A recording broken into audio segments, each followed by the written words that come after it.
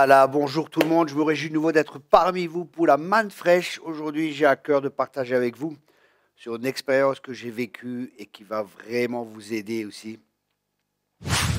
Et c'est tiré du psaume 73. Un jour, j'étais là et c'est au début de ma conversion et j'étais en train de râler. Je dis, Seigneur, c'est pas normal, les inconvertis, tout va bien. Moi, c'est difficile, ça va pas, ça va pas. Et je parlais comme ça avec Dieu, j'étais en train de râler. Et Dieu me dit, lis le psaume 73. Et c'est ce que nous allons faire maintenant ensemble. Le psaume 73, c'est un psaume d'Asaph. Il dit, oui, Dieu est bon pour Israël, pour ceux qui ont le cœur pur. Toutefois, mon pied allait fléchir. Mes pas étaient sur le point de glisser. Et maintenant, on va voir la raison. Car je portais envie aux insensés. En voyant le bonheur des méchants, rien ne les tourmente jusqu'à leur mort. Et leur corps est chargé d'embonpoint. Bon, là, je n'étais pas jaloux, hein, vraiment. Mais ils n'ont aucune part aux souffrances humaines, ils ne sont point frappés comme le reste des hommes. Aussi l'orgueil leur sert de collier, la violence est le vêtement qui les enveloppe, l'iniquité sort de leurs entrailles, les pensées de leur cœur se font jour, ils raillent et parlent méchamment d'opprimés. Ils profèrent des discours hautains, ils élèvent leur bouche jusqu'aux cieux, et leur langue se promène sur la terre. Voilà pourquoi son peuple se tourne de leur côté. Ils avalent l'eau abondamment, et il dit, comment Dieu saurait-il? Comment le Très-Haut connaîtrait-il? Ainsi sont les méchants, toujours heureux, ils accroissent leur richesse. C'est donc en vain que j'ai purifié mon cœur et que j'ai lavé mes mains dans l'innocence. Chaque jour, je suis frappé. Tous les matins, mon châtiment est là. Si je disais, je veux parler comme eux, voici, je trahirais la race de tes enfants. Et là, maintenant, attention. Vous voyez, il est en train de se plaindre de tout ce qui va mal, et que les païens, tout va bien chez eux, et chez nous, non. Et là, il dit au verset 16, quand j'ai réfléchi là-dessus pour m'éclairer, la difficulté fut grande à mes yeux. Vous voyez, il a commencé à chercher, il a commencé à réfléchir, mais pourquoi il en est ainsi? Qu'est-ce qui se passe? Qu'est-ce qui ne se passe pas? La difficulté fut grande à ses yeux. Et là, au verset 17, c'est très intéressant, parce qu'il dit, jusqu'à ce que j'eusse pénétré dans les sanctuaires de Dieu. Waouh! Jusqu'à ce que j'eusse pénétré dans les sanctuaires de Dieu et que j'ai pris garde au sort final des méchants. Oui, tu les places sur les voies glissantes, tu les fais tomber, les mets en ruine. Et quoi, en un instant, les voilà détruits. Ils sont enlevés, anéantis par une fin soudaine. Comme un songe au réveil, Seigneur, à ton réveil, tu repousses leur image. Lorsque mon cœur s'est glissé et que je me sentais percé dans les entrailles, j'ai été stupide et sans intelligence, j'ai été à ton égard comme les bêtes. Cependant, je suis toujours avec toi. Tu m'as saisi la main droite, tu me conduiras par ton conseil, puis tu me recevras dans la gloire. Quel autre ai-je au ciel et sur la terre? Je ne prends plaisir qu'en toi. Et après il dit, et sur la terre je ne prends plaisir qu'en toi, ma chair et mon cœur peuvent se consumer. Dieu sera toujours le rocher de mon cœur et mon partage, car voici, ceux qui s'éloignent de toi périssent. Tu anéantis tous ceux qui te sont infidèles. Pour moi, m'approcher de Dieu, c'est mon bien. Je place mon refuge dans le Seigneur afin de raconter toutes tes œuvres. Revenons au verset 16. Quand j'ai réfléchi là-dessus pour m'éclairer, la difficulté fut grande à mes yeux. Donc, il n'avait pas de solution. Et pour nous aussi, ça peut paraître sans solution. On peut être dans les problèmes, on peut être dans les difficultés, on peut être dans tellement de choses dans ce monde et on ne voit pas de solution et on réfléchit. Et ça peut paraître difficile à nos yeux. Mais maintenant, écoutez bien, hein, la chose qui va amener le changement et qui va résoudre les problèmes.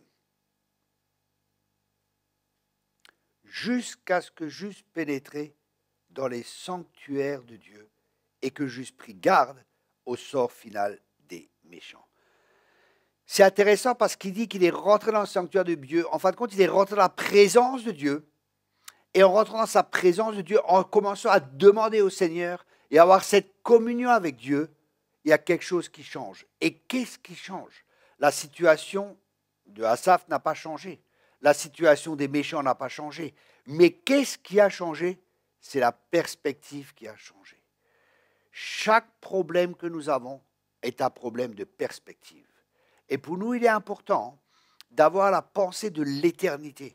Parce que si nous avons la pensée de l'éternité, et que nous sommes conscients que nous sommes que des voyageurs sur cette terre, nous savons que les choses par lesquelles nous passons sur cette terre sont passagères. Et nous savons que c'est quelque chose qui va passer et qu'après, il y a quelque chose de glorieux qui va venir. Vous voyez, David, ici dans le psaume d'Asaph, il ne voyait pas la fin des méchants. Mais dès qu'il est rentré dans la perspective de Dieu et qu'il a eu perspective de Dieu, il voyait la fin des méchants. Pour l'instant, il voyait juste partiellement.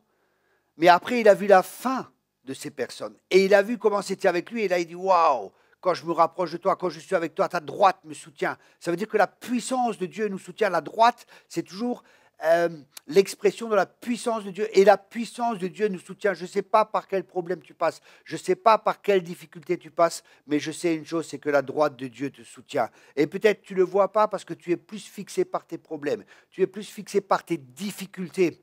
Mais c'est quand tu commences à entrer dans les sanctuaires de Dieu, c'est quand tu commences à avoir la perspective de Dieu que les choses changent. Vous savez, des fois, je prends l'avion pour voyager, pour exercer le ministère à l'étranger. Et quand je suis dans l'avion et que je regarde en bas, les maisons, tout est tout petit. Mais quand j'atterris, waouh, c'est des grandes maisons, tout est grand, tout est différent.